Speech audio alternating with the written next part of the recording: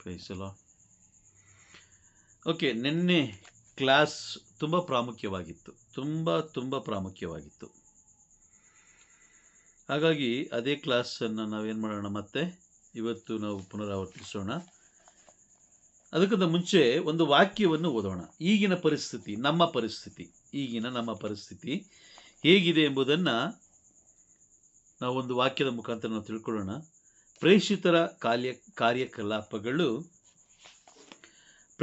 ಕಾರ್ಯಕಲಾಪಗಳು, book of acts chapter 19, 19ನೇ ಅಧ್ಯಾಯ, ವಾಕ್ಯ 1ರಿಂದ 6 ತನಕ. 1ರಿಂದ 6 ಓದಿ. ಅಪೊಸ್ತಲರು ಕೊರಿಂಥ್ಯದಲ್ಲಿ ಇದ್ದಾಗ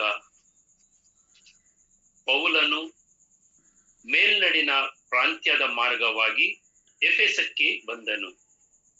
ಅಲ್ಲಿ ಕೆಲವು ಮಂದಿ ಶಿಷ್ಯರನ್ನು ಕಂಡು, ನೀವು ವಿಶ್ವಾಸಿಸಿದಾಗ ಪವಿತ್ರಾತ್ಮ ಅವರನ್ನು ಪಡೆದಿರೋ ಎಂದು ಕೇಳಿದನು. ಪಡೆದಿರೋ ಎಂದು ಕೇಳಿದನು. ಅದಕ್ಕೆ ಅವರು, ಪವಿತ್ರಾತ್ಮ ಎಂಬುವರು ಇದ್ದಾರೆಂದು ನಾವು ಕೇಳಿಯೇ ಇಲ್ಲ ಎಂದು ಉತ್ತರಿಸಿದರು. ಹಾಗಾದರೆ ನೀವು ಯಾವ ಸ್ನಾನ ದೀಕ್ಷೆಯನ್ನು ಪಡೆದಿರಿ ಎಂದು ಪೌಲನು ಕೇಳಲು, ನಾವು ಯೋಹಾನನ ಸ್ನಾನ ದೀಕ್ಷೆ ಪಡೆದೆವು ಎಂದರು. ಆಗ ಪೌಲನು, ಯಾರು ತಮ್ಮ ಪಾಪದಿಂದ ವಿಮುಖರಾಗಿ ದೇವರಿಗೆ ಅಭಿಮುಖರಾಗುತ್ತಿದ್ದಾರೋ ಅಂತವರಿಗೆ ಯೋಹಾನನು ಸ್ನಾನ ದೀಕ್ಷೆಯನ್ನು ಕೊಡುತ್ತಿದ್ದನು. ಆದರೆ ಆ ಯೋಹಾನನೇ ತನ್ನ ಬಳಿಕ ಬರುವಾತನಲ್ಲಿ ವಿಶ್ವಾಸವಿಡಿ, ಅವರೇ ಯೇಸು ಎಂದು ಇಸ್ರಾಯೇಲರಿಗೆ ಬೋಧಿಸಿದ್ದನು ಎಂದನು. ಇದನ್ನು ಕೇಳಿದಾಗ ಅವರು, ಪ್ರಭು ಯೇಸುವಿನ ನಾಮದಲ್ಲಿ ದೀಕ್ಷಾ ಸ್ಥಾನವನ್ನು ಪಡೆದರು. ಪೌಲನು ಅವರ ಮೇಲೆ ಹಸ್ತ ನಿಕ್ಷೇಪ ಮಾಡಲು ಪವಿತ್ರಾತ್ಮ ಅವರ ಮೇಲೆ ಬಂದರು. ಆಗ ಅವರೆಲ್ಲರೂ ನಾನಾ ಭಾಷೆಗಳನ್ನು ಮಾತನಾಡುತ್ತಾ ಪ್ರವಾದಿಸಿದರು.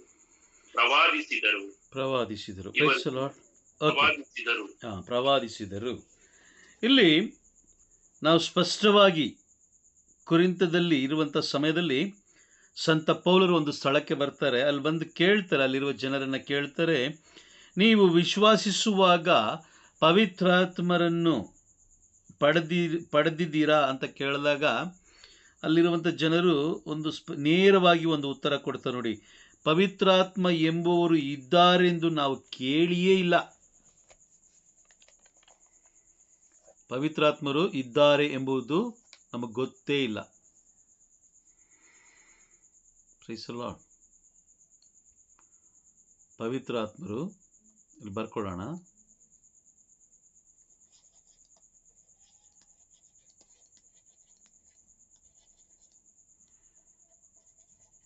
ಇದ್ದಾರೆ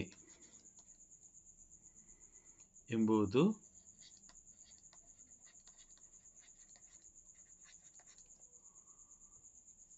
ನಮಗೆ ತಿಳಿದಿಲ್ಲ. Praise the lord. ನಾನು ಬೈ ಬರ್ತ್ ಕ್ರಿಶ್ಚಿಯನ್, ನಾನು ಹುಟ್ಟಿದಾಗಲೇ ಕ್ರೈಸ್ತ. ನಾನು ಆದರೆ ಪವಿತ್ರಾತ್ಮರು ಇದ್ದಾರೆ ಎಂಬುದನ್ನು ತಿಳ್ಕೊಳ್ಳಿಕ್ಕೆ ಸರಿಸುಮಾರು 37 ವರ್ಷ ನನಗೆ ಬೇಕಾಯಿತು. 37 ವರ್ಷ, ಒಂದಲ್ಲ ಎರಡಲ್ಲ. ಈಗ ನನಗೆ 47 ವರ್ಷ. ಪವಿತ್ರಾತ್ಮರು ಎಂಬುವರು ಒಬ್ಬರು ಇದ್ದಾರೆ ಅನ್ನೋದು ತಿಳ್ಕೊಳ್ಳೋಕ್ಕೆ ಮುಖ್ಯವಾಗಿ ನನಗೆ 37 ವರ್ಷ ಬೇಕಾಯಿತು. ಅದಕ್ಕೊಂದು ಕಾರಣನೂ ಇದೆ. ಕಾರಣ ಏನಂತ ಹೇಳಿದ್ರೆ, ಆ ದಿನಗಳಲ್ಲಿ ಬೈಬಲ್ ನಮ್ಮ ಕೈಯಲ್ಲಿರಲಿಲ್ಲ. ಆ ದಿನಗಳಲ್ಲಿ ಬೈಬಲ್ ನಮ್ಮ ಕೈಯಲ್ಲಿ ಇಲ್ಲದ ಕಾರಣ ದೇವರ ಕೃಪೆಗೆ ನಾವು ಪಾತ್ರರಾಗ್ತೀವಿ. ನೋಡಿ, ಇಲ್ಲಿ ಬರೆದು ತೋರಿಸ್ತೀನಿ ನಾನು. ಬೇಕಾದ್ರೆ ಒಂದು ಸಣ್ಣದಾಗಿ ನಮ್ಮ ಒಂದು ಆಲೋಚನೆ ಶಕ್ತಿಯಿಂದ 1ರಿಂದ 37 ತನಕ ಬೈಬಲ್ ಇಲ್ಲ. ಬೈಬಲ್ ನಮ್ಮ ಕೈಯಲ್ಲಿಲ್ಲ. ಬೈಬಲ್ ಇದೆ, ಆದರೆ ನಮ್ಮ ಕೈಯಲ್ಲಿ ಇರಲಿಲ್ಲ. ನನ್ನ ಕೈಯಲ್ಲಿ ಇರಲಿಲ್ಲ.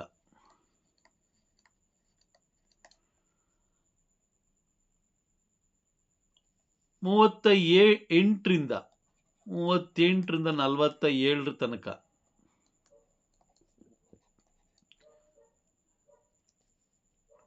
ಬೈಬಲ್ ನನ್ನ ಕೈಯಲ್ಲಿದೆ.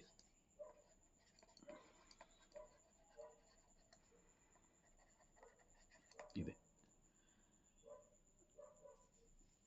ಓಕೆ, ಇದೆರಡು ನೋಡಿ, ಇಲ್ಲಿಂದ ಇಲ್ಲಿ ತನಕ ಎರಡು ಒಂದೇ ತರ ಇದೆ ಅಲ್ವಾ? ಬೈಬಲ್ ನನ್ನ ಕೈಯಲ್ಲಿ ಇಲ್ಲಿ ಮಾತ್ರ ಇಲ್ಲಿದೆ ನೋಡಿ, ಇದೇ ಇಲ್ಲ, ಇದೇ ಇಲ್ಲ. ಇರಲಿಲ್ಲ ಎಂಬ ಸ್ಥಳದಲ್ಲಿ ದೇವರ ಕೃಪೆ ನನಗೆ ಕಾರ್ಯ ಮಾಡುತ್ತೆ. ದೇವರ ಕೃಪೆ ಕಾರ್ಯ ಮಾಡುತ್ತೆ. ಇಲ್ಲಿ ನ್ಯಾಯ ತೀರ್ಪು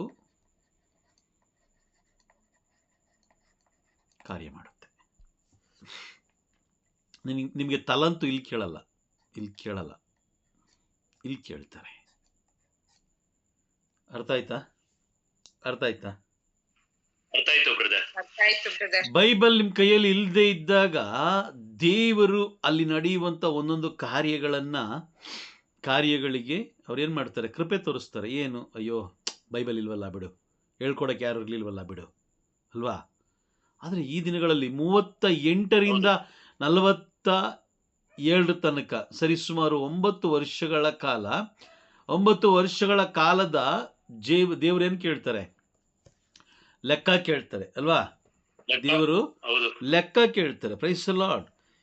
ಯಾವ ರೀತಿ ಲೆಕ್ಕ ಕೇಳ್ತಾರೆ? 365 ಇಂಟು 9 ವರ್ಷ, 365 ಇಂಟು 9 ವರ್ಷ ಅಂತ ಹೇಳಿದ್ರೆ ಟೋಟಲ್ ಎಷ್ಟಾಯ್ತು? 3285 ದಿನಗಳು. Praise the lord. ಆಯ್ತಾ? ಅದೇ ರೀತಿ 24, ಒಂದು ದಿನಕ್ಕೆ 24 ಇಂಟು 365 ಡೇಸ್. ಎಷ್ಟು ದಿನಗಳು ಅಂತ ಬಂದ್ರೆ ಎಷ್ಟು ದಿನಗಳು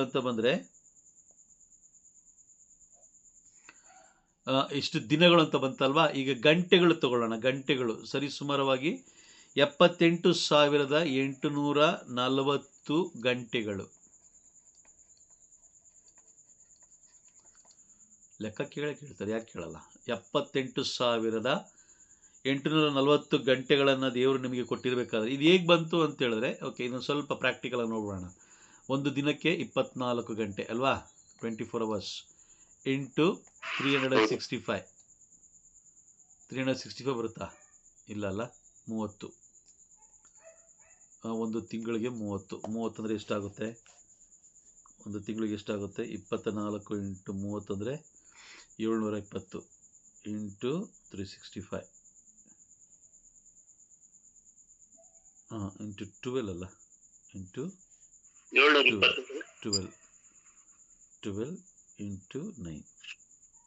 ಓಕೆ, 77,000 ಚಿಲ್ಲರೆ ಬರುತ್ತೆ. 78,000 ಬರಲ್ಲ, 77,760 ದಿನಗಳು ಬರುತ್ತೆ. Praise the lord. ಇದರಲ್ಲಿ ನಾವು ಎಷ್ಟು ಸಮಯ ದೇವರು ಕೊಟ್ಟಿದ್ದೀವಿ ಅದನ್ನು ಕೂಡ ಕೇಳ್ತಾರೆ ದೇವರು. ಎಷ್ಟು ಸಮಯ ನಾವು ದೇವರು ಕೊಟ್ಟಿದ್ದೀವಿ ಅದನ್ನು ಕೂಡ ದೇವರು ಲೆಕ್ಕ ಕೇಳ್ತಾರೆ. ನೀವು ಲೆಕ್ಕ ಕೊಡಬೇಕಾಗಿರೋದು ಇಲ್ಲಿಂದ 38ರಿಂದ 47 ತನಕ. Praise the lord. ಈ ದಿನಗಳಲ್ಲಿ ನೀವು ದೀಕ್ಷಾಸ್ಥಾನ ತಗೊಳ್ಬೋದಾಗಿತ್ತು ಅಲ್ವಾ?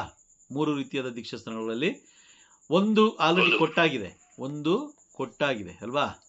ಇನ್ನು 2 ಹಾಗೂ 3 ಪಡ್ಕೊಳ್ಬೇಕಾಗಿರೋದು ಯಾರು? ನೀವೇ ಪಡ್ಕೊಳ್ಬೇಕು ಅಲ್ವಾ? ನಾವೇ ಪಡ್ಕೊಳ್ಬೇಕು, ಅವರವರೇ ಪಡ್ಕೋಬೇಕಲ್ವಾ? ಒಂದು ಅಗ್ನಿಯ ದೀಕ್ಷಾಸ್ಥಾನ, ಇನ್ನೊಂದು ಪವಿತ್ರಾತ್ಮರ ದೀಕ್ಷಾಸ್ಥಾನ ಅಲ್ವಾ? Praise the lord. ಆದ್ರೆ ಈ ದಿನಗಳಲ್ಲಿ ಇಷ್ಟು ದಿನಗಳು ಕೊಟ್ಟ ಮೇಲೂ ನಾವು ದೇವರನ್ನ ಹುಡುಕದೆ ಹೋದ್ರೆ, ಸತ್ಯವನ್ನ ಹುಡುಕದೆ ಹೋದ್ರೆ, ಸತ್ಯ ಹುಡುಕಿದಾಗ ಮಾತ್ರ ಈ ಸತ್ಯ ಗೊತ್ತಾಗುತ್ತೆ. ಸತ್ಯ ಹುಡುಕಿದಾಗ ಮಾತ್ರ ಈ ಸತ್ಯ ಗೊತ್ತಾಗುತ್ತೆ. ಆ ದಿನಗಳಲ್ಲಿ ಹೇಳ್ಕೊಳ್ಳಿಕ್ಕೆ ಯಾರೂ ಇರಲಿಲ್ಲ. ಬಟ್ ಈ ದಿನಗಳಲ್ಲಿ ಬೈಬಲ್ ಇದೆ, ಬೋಧಕರಿದ್ದಾರೆ, ದೇವರು ಜ್ಞಾನ ಕೊಟ್ಟಿದ್ದಾರೆ, ಟೆಕ್ನಾಲಜಿ ಬೆಳೆದಿದೆ, ಎಲ್ಲ ಫೆಸಿಲಿಟಿ ದೇವರು ಕೊಟ್ಟಿದ್ದಾರೆ. ಈಗಲೂ ನಾವೇನು ಹೇಳ್ತಾ ಇದ್ದೀವಿ, ಪ್ರೇಷಿತರ ಕಾರ್ಯಕಲಾಪಗಳು 19ನೇ ಅಧ್ಯಾಯದಲ್ಲಿ ಸಂತ ಪೌಲರು ಕೇಳಿದಾಗ ಅಲ್ಲಿದ್ದಂತಹ ಕೊರಿಂಥದಲ್ಲಿದ್ದಂತಹ ಸಮಯದಲ್ಲಿ ಪೌಲರು ಕೇಳಿದಾಗ ಅಲ್ಲಿದ್ದಂಥ ಜನರು ಏನು ಹೇಳಿದ್ರು? ಪವಿತ್ರಾತ್ಮರು ಎಂಬುವವರು ಇದ್ದಾರೆ ಎಂದು ನಾವು ಕೇಳೇ ಇಲ್ಲ ಅಲ್ವಾ? ಹೌದಾ? ಹೌದು. ಈಗ ನಿಮ್ಮ ಚರ್ಚಿಗೆ ಬರ್ತಾರಲ್ಲ, ಆ ಚರ್ಚಿಗೆ ಬರುವಂತವ್ರ ಹತ್ರ ಸ್ವಲ್ಪ ಜನ ಹತ್ರ ಕೇಳಿ ನೋಡೋಣ. ಕೇಳಿ, ಅವರು ಅದೇ ಹೇಳೋದು. ಪವಿತ್ರಾತ್ಮರ ಯಾರವರು? ಪವಿತ್ರಾತ್ಮರ ಯಾರವರು? ಅವ್ರು ಯಾರಂತ ನನಗೆ ಗೊತ್ತಿಲ್ಲ. ನನಗೆ ಗೊತ್ತಿರೋದು ಒಂದೇ, ಯಾರು? ಸಂತ ಅಂತೋಣಿ, ಸಂತ ಅಂತೋಣಿ, ಮಾತೆ ಮರಿಯ,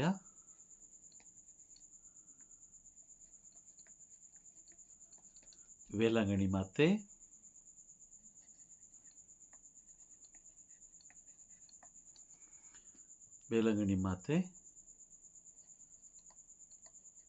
ಅಲ್ವಾ? ಇನ್ನು ಸ್ವಲ್ಪ ಸುಮಾರು ಹೇಳ್ತಾರೆ ಅಲ್ವಾ? ಹೌದು ಬ್ರದರ್. ಅವ್ರಿಗೆ ಗೊತ್ತಿರೋದು ಅವ್ರು ಹೇಳ್ತಾರೆ. ಬಟ್ ಆದ್ರೆ ಗೊತ್ತಿರೋದು ಹೇಳ್ತಾರೆ, ಆದ್ರೆ ದೇವರು ಸಮಯ ಕೊಟ್ಟಿರೋದೇನು? ಕೊಲಸ್ಸಿ 3:10 ಏನು ಹೇಳ್ತಾರೆ? ಕೊಲಸ್ಸಿ 3:10 ಏನು ಹೇಳ್ತಾರೆ? ಮಾತ್ರವಲ್ಲ, ನೂತನ ಸ್ವಭಾವವನ್ನು ಧರಿಸಿಕೊಂಡಿದ್ದೀರಿ. ನೀವು ಸೃಷ್ಟಿಕರ್ತನನ್ನು ಸಂಪೂರ್ಣವಾಗಿ ಅರಿತುಕೊಳ್ಳಬೇಕು ಎಂಬ ಉದ್ದೇಶದಿಂದ ಈ ಸ್ವಭಾವವನ್ನು ಅನುದಿನವೂ ನವೀಕರಿಸಲಾಗ್ತಾ ಇದೆ. ನವೀಕರಣ ಅಂದ್ರೆ ಏನು? ರಿನ್ಯೂ ಮಾಡ್ತಾ ಇರೋದು. ರಿನ್ಯೂವಲ್. ಆಕ್ಚುಲಿ ನೆನ್ನೆ ರಾತ್ರಿನೇ ನಾವು ಖಾಲಿ ಆಗ್ಬೇಕಾಗಿತ್ತು. ಗೊತ್ತಿಲ್ಲ, ಸಮಯ ಗೊತ್ತಿಲ್ಲ. ನಾವು ಮಲಗಿದಾಗ ಬೆಳಗ್ಗೆ ತನಕ ಯಾವುದೋ ಒಂದು ಸಮಯದಲ್ಲಿ ನಾವು ಖಾಲಿ ಆಗಬೇಕಾಗಿತ್ತು, ಅಥವಾ ನಿನ್ನೆ ಮಧ್ಯಾಹ್ನದಲ್ಲಿ. ಓಕೆ, ನಿನ್ನೆ ಕಂಪ್ಲೀಟ್ 24 ಗಂಟೆಗಳಲ್ಲಿ ನಾವು ಮರಣ ಹೊಂದಬೇಕಾಗಿತ್ತು. ಬಟ್ ಆದರೆ ದೇವರು ಇನ್ನೊಂದು ದಿನ ಎಕ್ಸ್ಟ್ರಾ ಕೊಟ್ಟರು. ಕಾರಣ ನವೀಕರಣ ಏನಕ್ಕೆ ಮಾಡಿದ್ರು ಅಂತ ಹೇಳಿದ್ರೆ, ಸತ್ಯವನ್ನು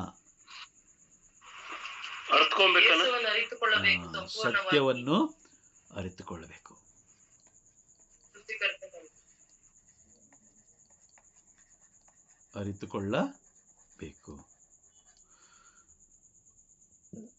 ಅದಕ್ಕೋಸ್ಕರ ದೇವರು ಒಂದು ದಿನ ಎಕ್ಸ್ಟ್ರಾ ಕೊಟ್ಟಿದ್ದು. ಆದರೆ ನಾವೇನು ಮಾಡ್ತಾ ಇದ್ದೀವಿ?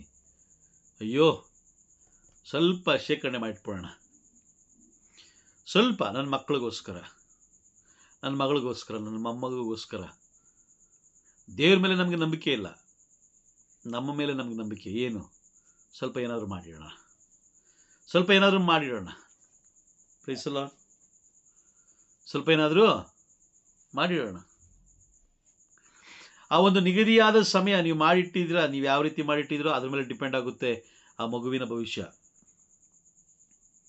ಆ ಮಗುವಿನ ಭವಿಷ್ಯ ನಿರ್ಧಾರ ಆಗೋದೇ ನಾವು ಯಾವ ರೀತಿ ಮಾಡ್ತೀವೋ ಅನ್ನೋದ್ರ ಮೇಲೆ.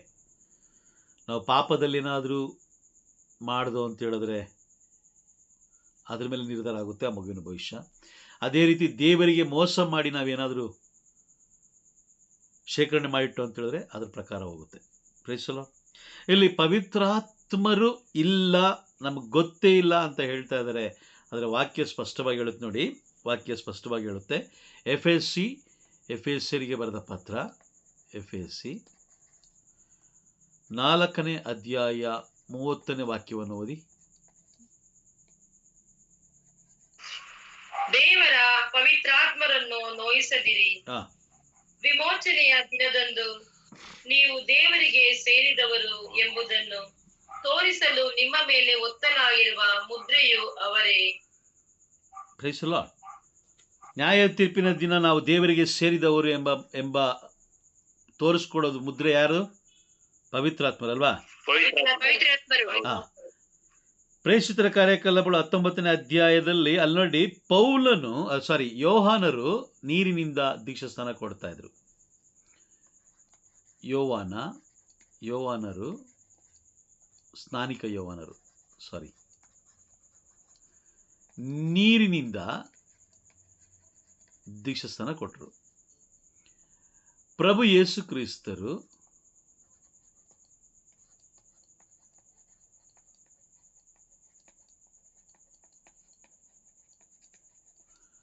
ಅಗ್ನಿಯಿಂದ,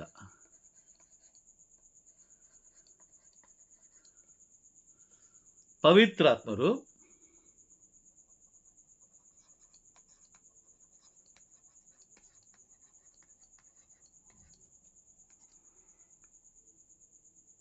ಇಲ್ಲಿ ಪವಿತ್ರಾತ್ಮರೇ ಬರ್ಕೊಳ್ಳೋಣ.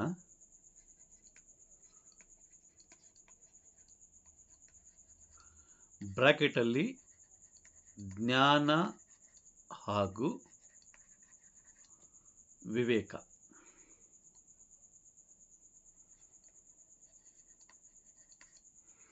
ಈಗ ನಮಗೂ ನೀರಿನಿಂದ ದೀಕ್ಷಾಸ್ನಾನ ಕೊಟ್ಟಾಯ್ತು ಅಲ್ವಾ?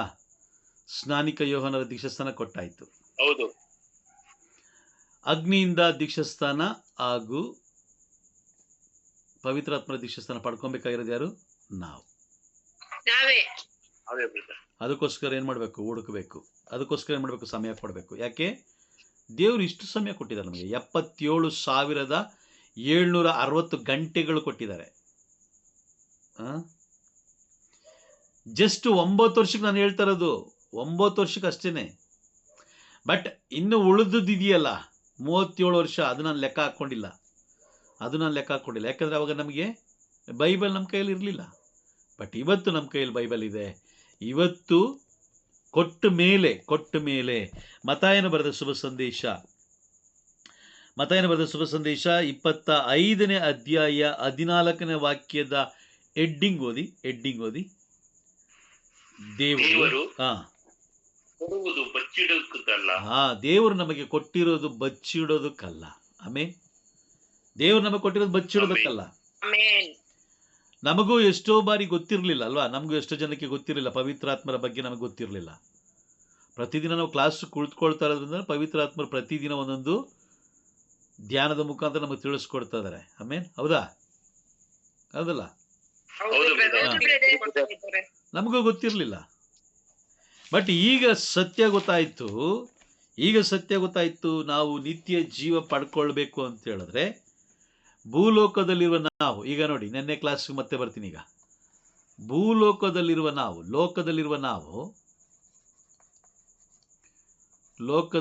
ನಾವು ಅದರಿಂದ ಬೇರ್ಪಡ್ಬೇಕಲ್ವಾ? ಮೊದಲು ಬೇರ್ಪಡ್ಬೇಕು. ಕರೆಕ್ಟಾ? ಹೌದು. ಬೇರ್ಪಟ್ಟಾಗ ಮಾತ್ರ. ಅದು ನಾನು ಹೇಳ್ತಲ್ಲ, ಪ್ರಭು ಯೇಸು ಕ್ರಿಸ್ತರು ಹೇಳ್ತಾ ಇದ್ದಾರೆ ನೋಡಿ.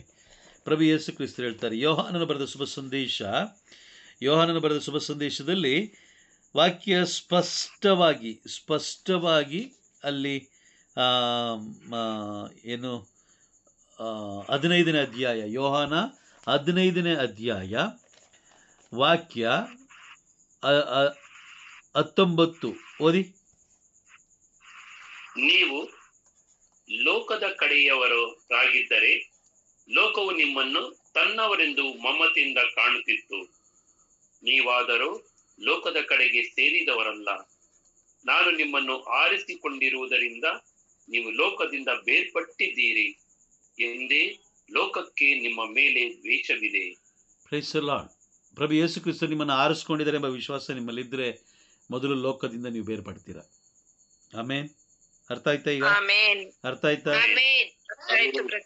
ಮೊದಲು ನೀವು ಬೇರ್ಪಡ್ತೀರಾ. ಬೇರ್ಪಟ್ಟು ಆದ್ಮೇಲೆ ನೆಕ್ಸ್ಟ್ ಕೆಲಸ ಮಾಡೋದೇನು ಗೊತ್ತಾ? ಸತ್ಯವನ್ನ ಹುಡುಕ್ತೀರಾ. ಆಮೇನ್. ಸತ್ಯ ಅಂದ್ರೆ ಸತ್ಯನ ಅರಿತುಕೊಳ್ಳೋದು.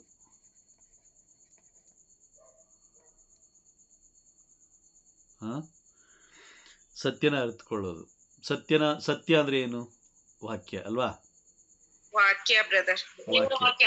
ವಾಕ್ಯ. ಸತ್ಯ ಅಂದ್ರೆ ವಾಕ್ಯ. ವಾಕ್ಯ ಅಂದ್ರೆ ಏನು?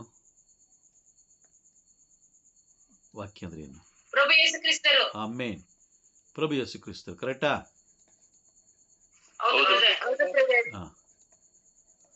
ಸತ್ಯ ಅಂದರೆ ವಾಕ್ಯ, ವಾಕ್ಯ ಅಂದರೆ ಪ್ರಭು ಯೇಸು ಕ್ರಿಸ್ತರು. ಅದಕ್ಕೋಸ್ಕರನೇ ಇಲ್ಲಿ ಹೇಳ್ತಾ ಇರೋದು ಕೊಲಸ್ಸಿ 3:10. ಕೊಲಸ್ಸಿ 3:10 ಅಲ್ಲಿ ಏನು ವಾಕ್ಯ ಇದೆ? ಸತ್ಯವನ್ನು ನೀವು ಅರಿತುಕೊಳ್ಬೇಕು ಅನ್ನೋ ಕಾರಣಕ್ಕೋಸ್ಕರ ದೇವರು ಪ್ರತಿದಿನ ನಮ್ಮನ್ನು ನವೀಕರಿಸ್ತಾ ಇದ್ದಾರೆ. ಅದಾದ ಮೇಲೆ ಎರಡನೇದಾಗಿ, ಈ ಸತ್ಯ ಅರಿತುಕೊಳ್ಳೋದಂದ್ರೆ ತಮಾಷೆ ಅಲ್ಲ. ಸತ್ಯ ಎಲ್ಲಿದೆ? ಬೈಬಲಲ್ಲಿದೆ ಅಲ್ವಾ? ಪವಿತ್ರ ಗ್ರಂಥದಲ್ಲಿ ಪವಿತ್ರ ಗ್ರಂಥದಲ್ಲಿ ಪವಿತ್ರಾತ್ಮ ಬರೆದಿಟ್ಟಿದ್ದಾರೆ ಏನು ಮಾಡಬೇಕು ಏನು ಮಾಡಬಾರ್ದು ಅಂತ. ಬೈಬಲ್ ಹಿಡಿದ್ರೆ ನಿದ್ದೆ ಬರುತ್ತೆ ಅಲ್ವಾ? ಅಷ್ಟು ಪವರ್ ಇದೆ ಅದಕ್ಕೆ. ಬೈಬಲ್ ಇದ್ರೆ ನಿದ್ದೆ ಬರುತ್ತೆ, ಬೈಬಲ್ ಇದ್ರೆ ಏನೇನೋ ಚಿಂತೆಗಳು ಬರುತ್ತೆ. ಬೈಬಲ್ ಇದ್ರೆ ಸುಮಾರು ಜನ ಹೇಳ್ತಾರೆ ಜಾಸ್ತಿ ಬೈಬಲ್ ಓದೋಕೆ ಹೋಗ್ಬೇಡ, ಕಷ್ಟ ಜಾಸ್ತಿ ಆಗುತ್ತೆ ಅಂತ. ಎಷ್ಟೋ ಜನ ಹೇಳ್ತಾರೆ ನನಗೆ,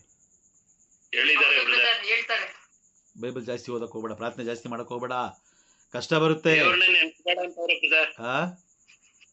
ದೇವ್ರನ್ನೇ ನೆನೆಸ್ಬೇಡ, ದೇವ್ರನ್ನೇ ನೆನೆಸ್ಬೇಡ, ಕಷ್ಟಗಳು ತಪ್ಪಿದಲ್ಲ. ನೋಡಿ, ಇಲ್ಲಿಂದ ನಾವು ಪರಲೋಕಕ್ಕೆ ಹೋಗ್ಬೇಕು ಅಂತಂದ್ರೆ ಇದೇ ರೀತಿನೇ ಹೋಗ್ಬೇಕಾಗುತ್ತೆ. ಬೇರೆ ಮಾರ್ಗ ಇಲ್ವೇ ಇಲ್ಲ, ಬೇರೆ ಮಾರ್ಗ ಇಲ್ವೇ ಇಲ್ಲ. ಮೊದಲು ನಾವು ಲೋಕದಿಂದ ಬೇರ್ಪಡಬೇಕು. ಎರಡನೇದು ಸತ್ಯವನ್ನು ಅರಿತುಕೊಳ್ಬೇಕು. ಸತ್ಯ ಅಂದರೆ ವಾಕ್ಯ, ವಾಕ್ಯ ಅಂದರೆ ಪ್ರಭು ಯೇಸು ಕ್ರಿಸ್ತರು. ಅದೇ ಕೊಲಸ್ಸಿ 3:10 ಅದನ್ನೇ ಬರೆದಿಟ್ಟಿದ್ದಾರೆ. ಅದೇ ಒಂದು ಪ್ರವಾದನೆ. Praise the lord. ಅದಾದಮೇಲೆ ಎರಡನೇದಾಗಿ ವಾಕ್ಯ ಹಾಗೂ ಪ್ರವಾದನೆಗಳನ್ನು ವಿಶ್ವಾಸಿಸಬೇಕು. ವಾಕ್ಯ ಹಾಗೂ ಪ್ರವಾದನೆಗಳನ್ನು ವಿಶ್ವಾಸಿಸಬೇಕು.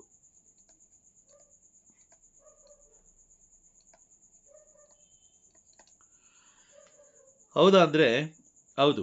ಯೋಹಾನ 11ನೇ ಅಧ್ಯಾಯ ವಾಕ್ಯ 25 ಹಾಗೂ 26 ಓದಿ, ಬೇಗ ಓದಿ. ಯೇಸು ಅವಳಿಗೆ, ಪುನರುತ್ಥಾನವೂ ಜೀವವೂ ನಾನೇ. ನನ್ನಲ್ಲಿ ವಿಶ್ವಾಸವಿಟ್ಟವನು ಸಾವಿಗೀಡಾದರೂ ಜೀವಿಸುವನು. ಯಾಕೋಬ 1ನೇ ಅಧ್ಯಾಯ 22 ಓದಿ.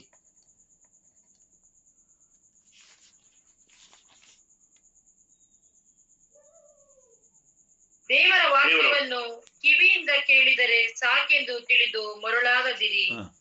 ಆ ವಾಕ್ಯವನ್ನು ಅನುಸರಿಸಿ ನಡೆಯುವವರಾಗಿರಿ. 23 ದೇವರ ವಾಕ್ಯವನ್ನು ಕೇಳಿ ಅದರಂತೆ ನಡೆಯದವನು ಕನ್ನಡಿಯಲ್ಲಿ ತನ್ನ ಸಹಜ ಮುಖವನ್ನು ನೋಡಿ ಮರುಕ್ಷಣವೇ ತಾನು ಹೇಗಿದ್ದೇನೆಂದು ಮರೆತು ಬಿಡುವವನಿಗೆ ಸಮಾನನು. Praise the lord. ದೇವರ ವಾಕ್ಯವನ್ನು ಓದಬೇಕಾದ್ರೆ ನೀವು ಪರಲೋಕಕ್ಕೆ ಹೋಗ್ತೀರಾ ಹೋಗಲ್ವಾ ನಿಮಗೆ ಸ್ಪಷ್ಟವಾಗಿ ಗೊತ್ತಾಗೋಗುತ್ತೆ. ಆಮೇನ್. ನಮಗೆ ಸ್ಪಷ್ಟವಾಗಿ ಗೊತ್ತಾಗುತ್ತೆ. ಏನಕ್ಕೆ ಸ್ಪಷ್ಟವಾಗಿ ಗೊತ್ತಾಗುತ್ತೆ ಅಂತ ಹೇಳಿದ್ರೆ, ದೇವರ ಜೀವವುಳ್ಳ ವಾಕ್ಯ ನಮ್ಮನ್ನ ಏನ್ ಮಾಡುತ್ತೆ? ನಮ್ಮ ಜೊತೆ ಮಾತಾಡುತ್ತಾ? ನಮ್ಮನ್ನ ಮುನ್ನಡೆಸುತ್ತೆ, ಸತ್ಯವನ್ನ ತಿಳಿಸ್ಕೊಡುತ್ತೆ, ಸುಳ್ಳಿಂದ ನಮ್ಮನ್ನ ಬೇರ್ಪಡಿಸುತ್ತೆ ಅಲ್ವಾ? Praise the lord. ಯಾವಾಗ ನಾವು ದೇವರ ವಾಕ್ಯಗಳನ್ನು, ಅದೇ ಈಗ ನಾವು ಮಾತಾಡ್ತಾ ಇದ್ದೋ ದೇವರ ವಾಕ್ಯಗಳನ್ನು ಓದ್ತಾ ಹೋಗ್ತೀವೋ, ದೇವರ ವಾಕ್ಯಗಳನ್ನು ಕಿವಿಯಿಂದ ಕೇಳಿದ್ರೆ ಸಾಲಲ್ಲ, ಅದನ್ನು ಅನುಸರಿಸಿ ನಡೀತಾ ಹೋಗ್ತೀವೋ, ಆಗ ನಾವು ಪರಿಶುದ್ಧರಾಗ್ತೀವಿ.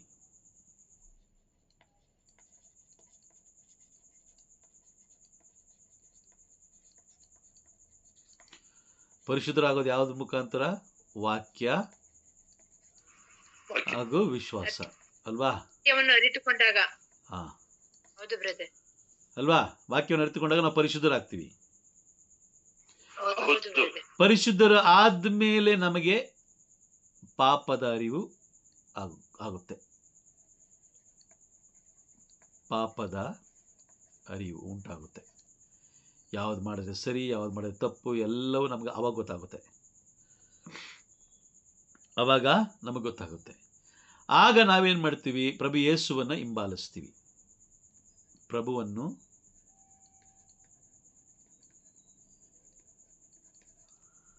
ಹಿಂಬಾಲಿಸ್ತೇವೆ.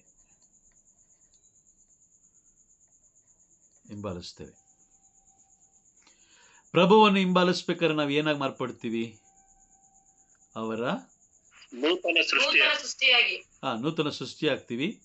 ನೂತನ ಸೃಷ್ಟಿ ಅಥವಾ ಅವರ ಅವರ ಶಿಷ್ಯರಾಗ್ತೀವಿ. ಶಿಷ್ಯರಾಗ್ತೀವಿ ಅಲ್ವಾ? ಕರೆಕ್ಟಾ? Correct brother. Correct brother. ಈಗ ದೀಕ್ಷಾಸ್ನಾನ Correct brother. ಈಗ ದೀಕ್ಷಾಸ್ನಾನ ತಗೊಂಡ್ರೆ ಸರಿ ಹೋಗುತ್ತೆ. ದೀಕ್ಷಾಸ್ನಾನ ತಗೊಳ್ಬೇಕಾಗಿರೋದು ಇಲ್ಲಿ ಇಲ್ಲಿ ದೀಕ್ಷಾಸ್ನಾನ ತಗೊಳ್ಳೋದು.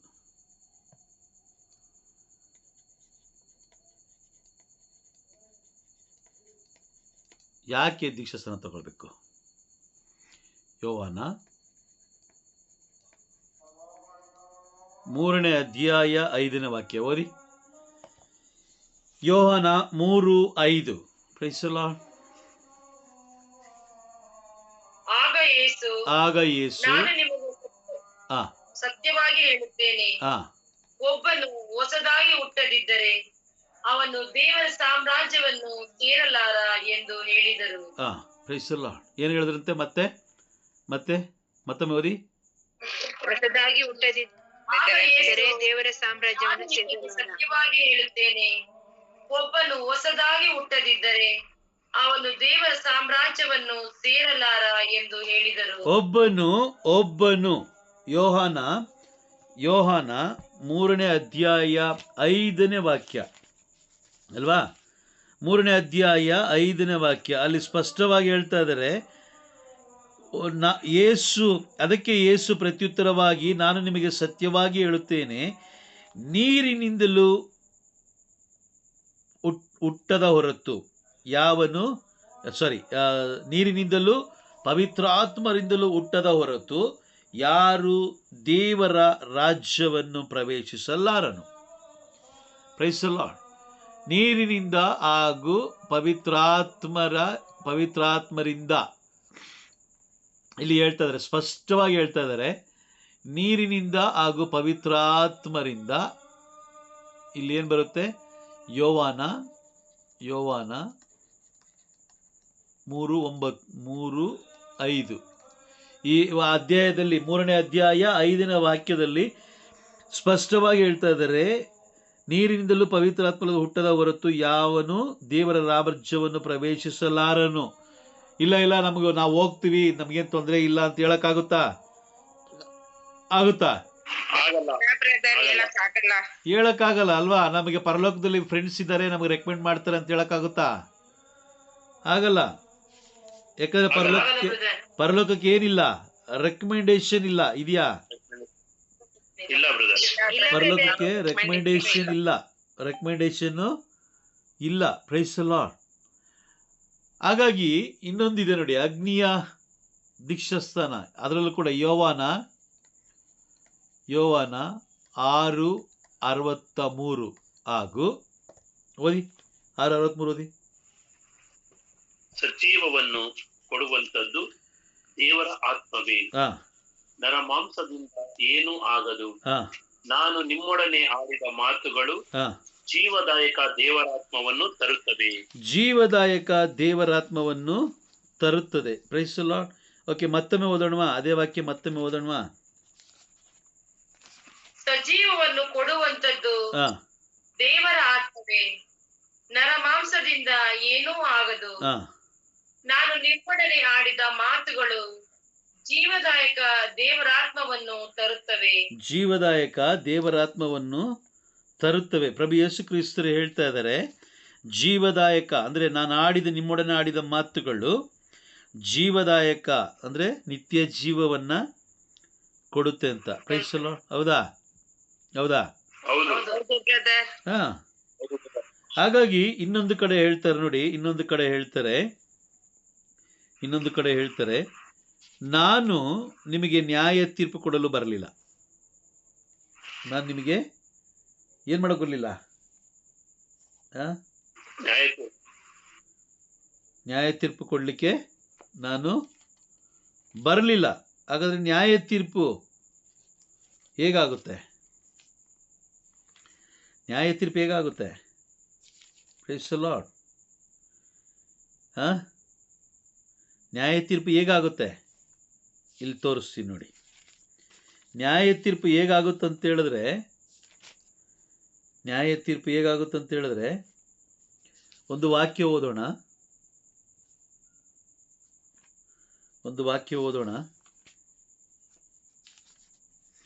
ಯೋಹಾನನ ಬರೆದ ಶುಭ ಸಂದೇಶ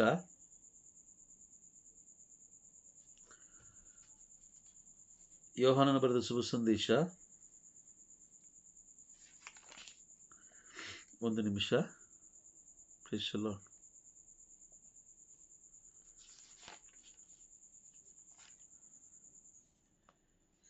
ಯೋಹಾನನ ಬರೆದ ಶುಭ ಸಂದೇಶದಲ್ಲಿ ಯೇಸು ಸ್ವಾಮಿ ಹೇಳ್ತಾರೆ, ನಾನು ನ್ಯಾಯ ತೀರ್ಪು ಮಾಡೋದಿಲ್ಲ. ಹಾಗಾದರೆ ಯಾವುದು ನ್ಯಾಯ ತೀರ್ಪು ಅಂತ ಹೇಳಿದ್ರೆ, ನಾನು ನಿಮ್ಮೊಡನೆ ಆಡಿದ ಮಾತುಗಳು ನಿಮಗೆ ನ್ಯಾಯ ತೀರ್ಪನ್ನ ಕೊಡುತ್ತದೆ. Praise the Lord. 12:44 ನಾನು ನಿಮ್ಮೊಡನೆ ಆಡಿದ ಅಲ್ವಾ? ನಾನು ನಿಮ್ಮೊಡನೆ ಆಡಿದ ಬ್ರದರ್ 49 12:49. ಓಕೆ, ಒಂದು ಕೆಲಸ ಮಾಡಿ, 47ರಿಂದ 49 ಓದಿ. ಯೋಹಾನ ಯಾವನಾದರೂ ನನ್ನ ಮಾತನ್ನು ಕೇಳಿಯೋ ಅದರಂತೆ ನಡೆಯದೆ ಹೋದರೆ ಅಂಥವನಿಗೆ ತೀರ್ಪು ಕೊಡುವವನು ನಾನಲ್ಲ. ನಾನು ಬಂದದ್ದು ಲೋಕದ ಉದ್ಧಾರಕ್ಕಾಗಿ, ತೀರ್ಪು ಕೊಡುವುದಕ್ಕಾಗಿ ಅಲ್ಲ. ನನ್ನನ್ನು ನಿರಾಕರಿಸಿ ನನ್ನ ಮಾತುಗಳನ್ನು ಅಂಗೀಕರಿಸದೆ ಹೋದವನಿಗೆ ತೀರ್ಪು ಕೊಡುವಂತದ್ದು ಒಂದು ಇದೆ. ಅದು ಯಾವುದೆಂದರೆ, ನಾನು ಆಡಿದ ಮಾತೆ. ಅಂತಿಮ ದಿನದಂದು ಅದೇ ಅವನಿಗೆ ತೀರ್ಪು ಕೊಡುವುದು. ಏಕೆಂದರೆ ನನ್ನಷ್ಟಕ್ಕೆ ನಾನೇ ಇದನ್ನೆಲ್ಲ ಮಾಡುತ್ತಿಲ್ಲ, ನನ್ನನ್ನು ಕಳುಹಿಸಿದ ಪಿತನೇ ನಾನು ಏನು ಹೇಳಬೇಕು, ಯಾವ ಮಾತನ್ನು ಆಡಬೇಕು ಎಂದು ನನಗೆ ಆಜ್ಞೆ ಮಾಡಿದ್ದಾರೆ. Praise the lord. ಇಲ್ಲಿ ನೋಡಿ, ಇಲ್ಲಿ ಸ್ಪಷ್ಟವಾಗಿ ಹೇಳ್ತಾ ಇದೆ ತೀರ್ಪು ಕೊಡುವಂಥದ್ದು ಒಂದಿದೆ. ಅದು ಯಾವುದು ಅಂತ ಹೇಳಿದ್ರೆ, ನಾನು ಆಡಿದ ಮಾತುಗಳೇ. ಬೈಬಲಲ್ಲಿ ಯಾರಾಡಿರೋ ಮಾತುಗಳು ಇದೆ? ಯೇಸು ಸ್ವಾಮಿ ಆಡಿರೋ ಮಾತುಗಳು ಅಲ್ವಾ? ಹೌದು ಬ್ರದರ್. ಪ್ರಭು ಯೇಸು ಕ್ರಿಸ್ತ, ಬೈಬಲ್ ಅಂದ್ರೆ ಪ್ರಭು ಯೇಸು ಕ್ರಿಸ್ತರ ಅಲ್ವಾ? ಅದನ್ನೇ ನಿರಾಕರಿಸಿ ನೋಡಿ, ಇಲ್ಲಿ ವಾಕ್ಯ 47ರಲ್ಲಿ, ಯಾವನಾದ್ರೂ ನನ್ನ ಮಾತನ್ನು ಕೇಳಿಯೂ ಅದರಂತೆ ನಡೆಯದೆ ಹೋದರೆ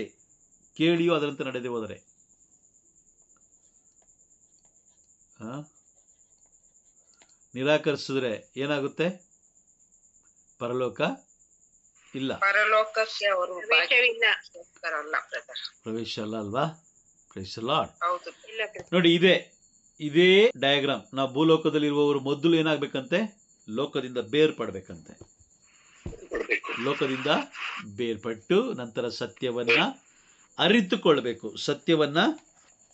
ಅರಿತುಕೊಂಡು ನಂತರ ವಾಕ್ಯದ ಮುಖಾಂತರ ಸತ್ಯವನ್ನು ಅರಿತುಕೊಂಡು ನಂತರ ಆ ವಾಕ್ಯಗಳಲ್ಲಿ ವಿಶ್ವಾಸ ಇಟ್ಟು, ಆ ಪ್ರವಾದನೆಗಳಲ್ಲಿ ವಿಶ್ವಾಸವಿಟ್ಟು ನಮ್ಮನ್ನೇ ತಗ್ಗಿಸಿಕೊಂಡು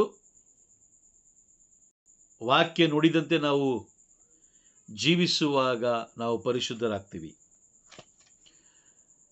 ಪಾಪದ ಅರಿವು ಆವಾಗ ನಮಗೆ ಗೊತ್ತಾಗುತ್ತೆ, ಇದು ನಾನು ಮಾಡ್ತಾರ ತಪ್ಪು. ನೋಡಿ, ಪ್ರೇಷಿತರ ಕಾರ್ಯಕಲಾಪಗಳು 19ನೇ ಅಧ್ಯಾಯದಲ್ಲಿ ನಾವು ನೋಡ್ಬೇಕಾದ್ರೆ ಅಲ್ಲಿದ್ದಂಥ ಜನರು, ಕೊರಿಂಥಿ ಜನರು ಏನು ಹೇಳಿದ್ರು? ಪವಿತ್ರಾತ್ಮರು ಅನ್ನೋದೇ ನಮಗೆ ಗೊತ್ತಿಲ್ಲ. ಇವತ್ತಿನ ದಿನ ನಮಗೆ ಗೊತ್ತಿರೋದು ಯಾರ್ಯಾರು? ಸಂತ ಅಂತೋಣಿಯವರು, ಮಾತೆ ಮರಿಯಮ್ಮನವರು, ವೇಲಾಂಗಣಿ ಮಾತೆ, ಆರೋಗ್ಯ ಮಾತೆ, ಸಂತ ಬೆನಡಿಕ್ಟರು ಅಲ್ವಾ? ಇಷ್ಟೇ ನಮಗೆ ಗೊತ್ತಿರೋದು. ಇಷ್ಟೇನೆ. ಬಟ್ ಆದರೆ ನಮಗೆ ಮುಖ್ಯವಾಗಿ ಗೊತ್ತಾಗಬೇಕಾಗಿರೋದು ಯಾರ ಬಗ್ಗೆ? ಪವಿತ್ರಾತ್ಮರ ಬಗ್ಗೆ. ಸಂತ ಪೌಲರು ಯಾರ ಬಗ್ಗೆ ಹೇಳ್ತಾ ಇದ್ದಾರೆ? ಪವಿತ್ರಾತ್ಮರ ಬಗ್ಗೆ ಹೇಳ್ತಾ ಇದ್ದಾರೆ. ನೋಡಿ, ಇದಿಷ್ಟು ಕಾರ್ಯಗಳು ನಡಿಬೇಕಂದ್ರೆ ಮೊದಲು ನೀವು ಲೋಕದಿಂದ ಬೇರ್ಪಡಿಸೋದು ಯಾರು ಅಂತ ಹೇಳಿದ್ರೆ ಪವಿತ್ರಾತ್ಮರೇ. ಆಮೇನ್. ನಮ್ಮನ್ನ ಲೋಕದಿಂದ ಬೇರ್ಪಡಿಸೋದು ಯಾರು ಅಂತ ಹೇಳಿದ್ರೆ ಪವಿತ್ರಾತ್ಮರೇ. ಅಲ್ಲಿಂದ ಪ್ರಾರಂಭವಾಗುತ್ತೆ. ಪವಿತ್ರಾತ್ಮರಿಗೆ ನಮ್ಮನ್ನೇ ಒಪ್ಪಿಸಿಕೊಟ್ಟಾಗ ಪವಿತ್ರಾತ್ಮರು ಹಂತವಾಗಿ ದಿನದಿಂದ ದಿನಕ್ಕೆ ನಮ್ಮನ್ನು ಏನು ಮಾಡ್ತಾರೆ? ಲೋಕದಿಂದ ಬೇರ್ಪಡಿಸಿ ಪರಲೋಕದ ಕಡೆ ನಮ್ಮನ್ನ ಕರ್ಕೊಂಡು ಹೋಗ್ತಾರೆ. ಆಮೇಲೆ ನಾವೇನ್ ಮಾಡ್ತಾ ಇದೀವಿ? ಲೋಕದಿಂದ ನಾವು ಬೇರ್ಪಡ್ತಾನೆ ಇಲ್ಲ. ನಾವು ಮುಖ್ಯವಾಗಿ ಎಲ್ಲಿ ಕುಳ್ತಿದೀವಿ? ಯಾರು? ಸಂತ ಅಂತೋಣಿಯವರು ಅಂತೀವಿ, ಮಾತೆ ಮರಿಯಾ ಅಂತೀವಿ, ಬೇಲಂಗಡಿ ಮಾತೆ ಅಂತೀವಿ, ಸಂತ ಬೆನಡಿಕ್ಟ್ ಅಂತ ಹೇಳ್ತೀವಿ. ಇವ್ರು ಯಾರು ಎರಡನೇ ಬರುವಿಕೆಗೆ ಬರಲ್ಲ. ಆದರೆ ಬರೋದಿಲ್ಲ. ಈಗ ವಾಕ್ಯ ಬೋಧನೆಗಳು ಏನಾಗ್ತದೆ? ಅದೇ ನಡೀತದೆ ಅಲ್ವಾ? ಲೋಕದಿಂದ ಬೇರ್ಪಡ್ಲಿಕ್ಕೆ ಆಗ್ತಾ ಇಲ್ಲ. ಲೋಕದಿಂದ ಬೇರ್ಪಟ್ಟಾಗ ಮಾತ್ರ ಪವಿತ್ರಾತ್ಮ ಕೆಲಸ ಮಾಡ್ತಾರೆ. ಸತ್ಯವನ್ನು ನಾವು ಅರಿತುಕೊಳ್ತೀವಿ, ವಾಕ್ಯ ಪ್ರವಾದನೆಗಳ ಬಗ್ಗೆ ಅರಿವು ಮೂಡಿಸ್ತಾರೆ. ಅದಾದಮೇಲೆ ಪರಿಶುದ್ಧರಾಗ್ತೀವಿ, ಪಾಪದ ಅರಿವು ನಮಗೆ ಗೊತ್ತಾಗುತ್ತೆ. ಆಗ ನಾವು ಪ್ರಭುವನ್ನು ಹಿಂಬಾಲಿಸಲಿಕ್ಕೆ ಪ್ರಾರಂಭ ಮಾಡ್ತೀವಿ. ಪ್ರಭುವನ್ನು ಹಿಂಬಾಲಿಸ್ತಾ ಅವರ ಶಿಷ್ಯರಾಗಿ ನಾವು ಮಾರ್ಪಡ್ತೀವಿ. ಇಲ್ಲಿ ಹೇಳೋದು ಅದನ್ನೇ. ಮತ್ತಾಯ 28ರಲ್ಲಿ ಹೇಳೋದು ಅದನ್ನೇ. ಮತ್ತಾಯ 28:19 ಹೇಳೋದು ಅದೇ. ಅದಾದ ಮೇಲೆ ಏನಾಗುತ್ತೆ? ಪಾಪದ ಅರಿವು ನಮಗೆ ಬಂದ ಮೇಲೆ ನಾವು ದೀಕ್ಷಾಸ್ಥಾನ ನಾವು ಪಡ್ಕೊಳ್ಬೇಕಾಗುತ್ತೆ. ದೀಕ್ಷಾಸ್ಥಾನ, ನೀರಿನಿಂದ ದೀಕ್ಷಾಸ್ಥಾನ ಆಲ್ರೆಡಿ ಕೊಟ್ಟಿರ್ತಾರೆ. ಚಿಕ್ಕ ಮಗು ಇರ್ಬೇಕಾದ್ರೆ ಕೊಟ್ಟಿರ್ತಾರೆ. ಸ್ನಾನಿಕ ಯೋಹಾನನ ದೀಕ್ಷಾಸ್ಥಾನ ಕೊಟ್ಟಿರ್ತಾರೆ.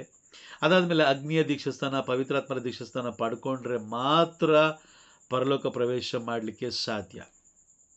ಯಾಕಂದರೆ ಇಲ್ಲೊಂದು ಮುದ್ರೆ ಇದೆ. ಮುದ್ರೆ ಅಂದರೆ ಇಲ್ಲೊಂದು ಗೇಟ್ ಇದೆ ಅಂತ ತಿಳ್ಕೊಳ್ಳೋಣ. ಇಲ್ಲೊಂದು ಗೇಟ್ ಇದೆ. ಈ ಗೇಟ್ ಯಾವುದು ಅಂತ ಹೇಳಿದ್ರೆ FSC 4:30.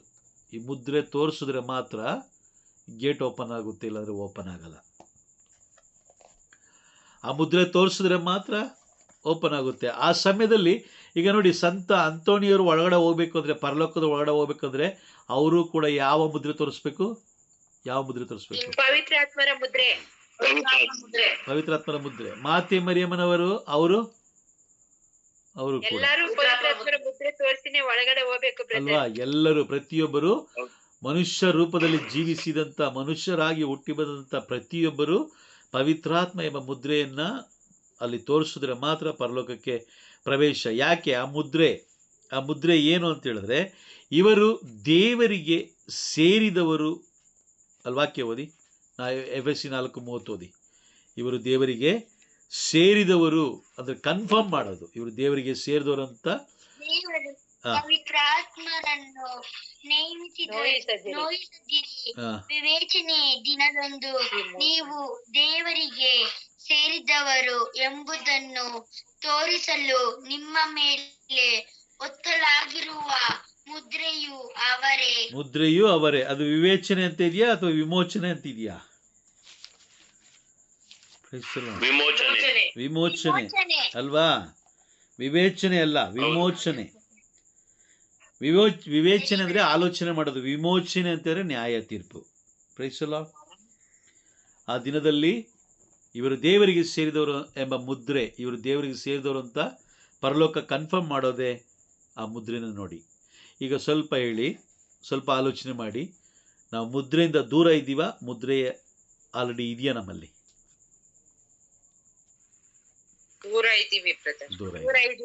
ಹಾಗಾದ್ರೆ ದೂರ ಇದ್ದೀವಿ ಅಂತ ಹೇಳಿದ್ರೆ ಪರಲೋಕಕ್ಕೆ ನಾವು ಬಾಧ್ಯಸ್ಥರಲ್ಲ ಅಲ್ವಾ? ಅದಕ್ಕೋಸ್ಕರ ಬೈಬಲ್ ಏನ್ ಹೇಳುತ್ತೆ ಗೊತ್ತಾ? ಸಿರಾಕ 18:20 ಓದಿ. ಸಿರಾಕ 18:20 ಬೇಗ ಓದೋಣ, ಬೇಗ ಓದಿ. ಸಿರಾಕ 18:20.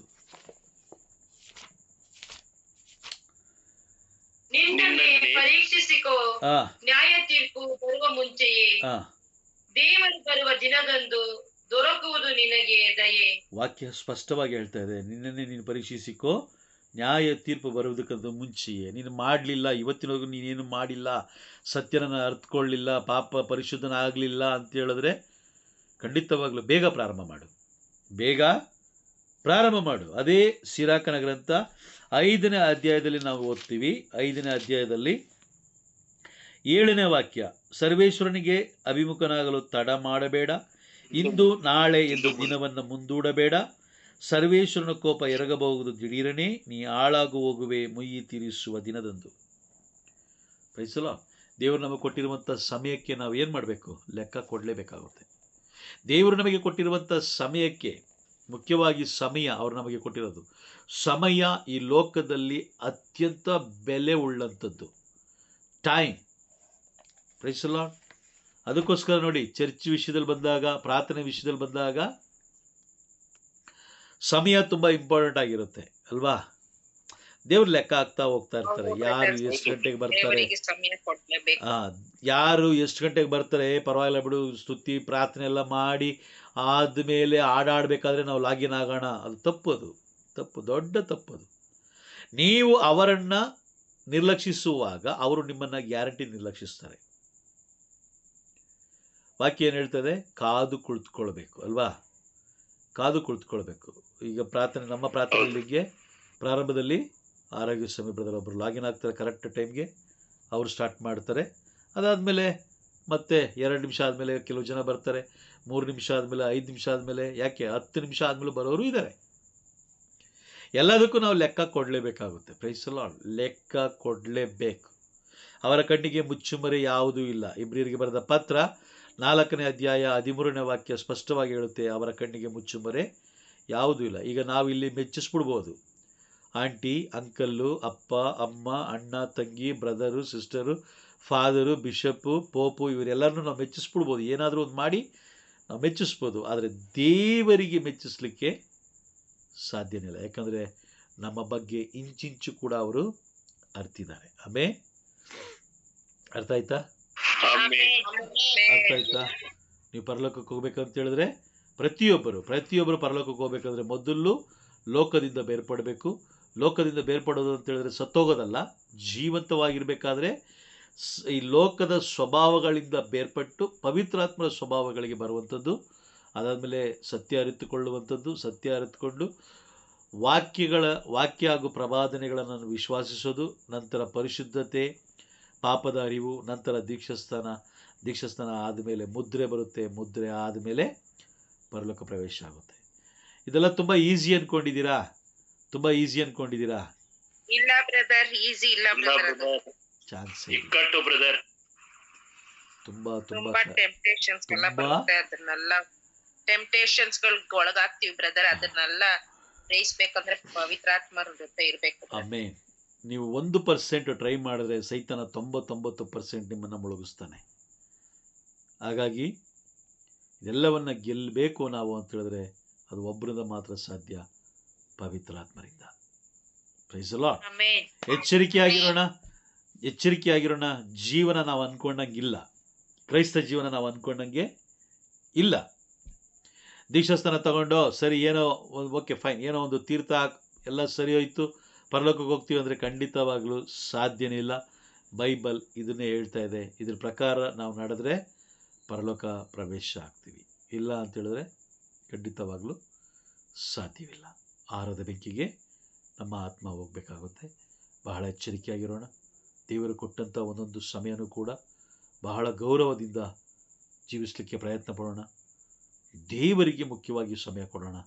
ಏಕೆಂದರೆ ಸಮಯ ಎಂಬುದು ಈ ಲೋಕದಲ್ಲಿ ಬೆಲೆ ಕಟ್ಟಲಾಗದಿರುವಂಥ ಒಂದು ವಿಷಯ. Praise the lord. ಅರ್ಥ ಆಯ್ತಾ? ಎಲ್ಲರಿಗೂ ಅರ್ಥ ಆಯ್ತಾ? Okay fine. Praise the lord.